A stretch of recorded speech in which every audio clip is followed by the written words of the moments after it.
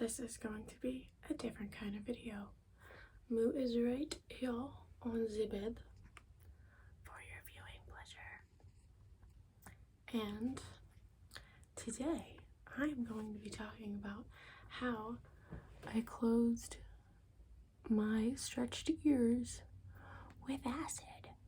And no, I'm not the first person to make one of these videos. There are other videos on it, which is how I learned about it. And my earrings, I'll insert a picture, maybe in the thumbnail too, of what they were at their largest. However, for the past few years, well, that was 5/8 of an inch, in case you're wondering. I was like 17 in that picture. But for the past few years, they have been downsized to a 00, and I've fluctuated. I've gotten them down to like a 2, but it's really loose, like they'd fall out all the time, and I just kind of got sick of it because they were so big initially. But yeah, so they were able to shrink down from the 5/8 to a 00, 0, 2, loosely, naturally, just over time, but not close up all the way. And I liked having stretched ears. I had them for what, I started doing what, like 14, I want to say. So I've had stretched ears for 18 years. Long time. But I kind of got sick of it just because you can't wear certain types of other earrings that you want to wear. I would still wear dangly earrings, but I would like put them underneath the plug and stuff like that. But the most annoying thing is that the looser one, I forget which side it was on at this point, would fall out randomly, like all the time, and then I would lose it. And usually you get them in pairs, so that's annoying.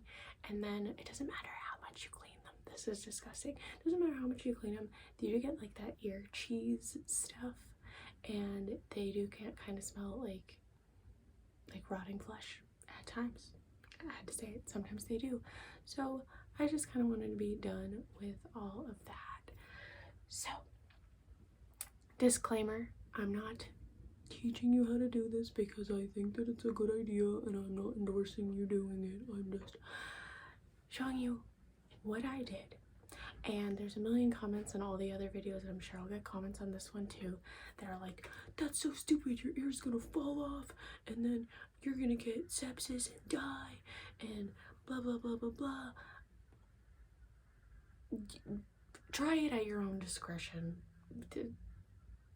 You know, I'm just showing you what works for me. I pierced myself and my friends lots of times throughout my life, and I was fine. I know how to sanitize things. We're all good. Somebody else might have a different experience. Anyway, what you do, hypothetically, what I did was I ordered this stuff. I think I got it on AliExpress. It is TCA acid. It is a facial skin peel. Medical strength, acne, scars, wrinkles, fine lines, collagen stimulation, and this is 100%. You can find lower percentages. I just got the strongest one because it's what I could find. Pretty cheap. I ordered it a while ago. I forget how much it was. Easy to look up though. And you'll see I still have most of it left in there. Now, how you get it out of the bottle. I used a syringe. I got these, I'm not tapping on anything, that's not very ASMR of me. Do you guys hear the little birdies outside? Oh, there's an Amazon driver, bring me goodies. Okay, so I just used a regular syringe.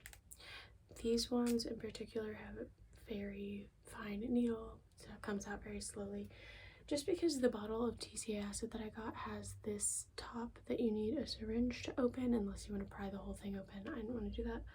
I already had syringes for administering her heartworm preventative.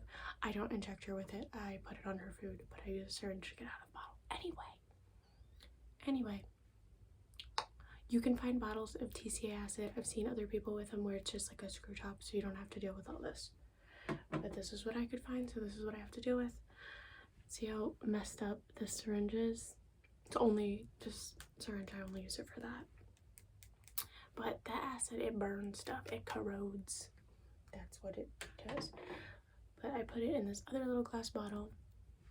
For my convenience, you want to put it in glass if you're going to transfer it to anything, because it's acid. Whenever I was first working with it, I did it over my stainless steel sink like an idiot, and there are still discolored spots on my sink from it, which is really annoying.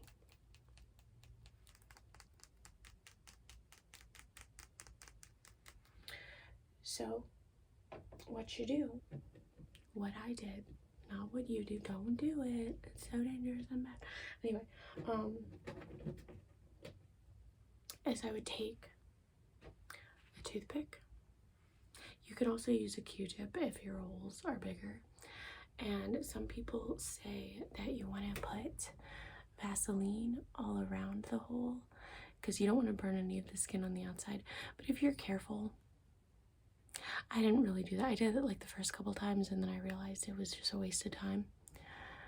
But I'm actually going to put a little bit right now on this earlobe because this one could use like one more treatment. And I wish that I would have filmed all my other treatments so that I would have better like step by step, but I just forgot. So anyway, I have like a drop of the acid in this bottle still, and I'm gonna dip this toothpick in it. Just get it saturated but not dripping. And then I'm just going to, this is tougher to do with a phone instead of a actual, there we go. Instead of an actual mirror.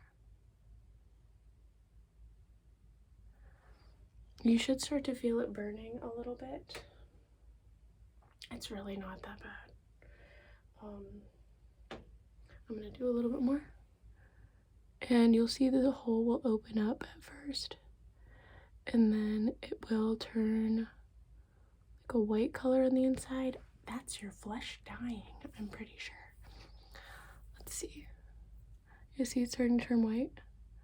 I'll show you it again in a second. So, most people on the internet say to leave it on for up to 10 minutes and then you can neutralize it with you can make a paste, baking soda and water, very simple.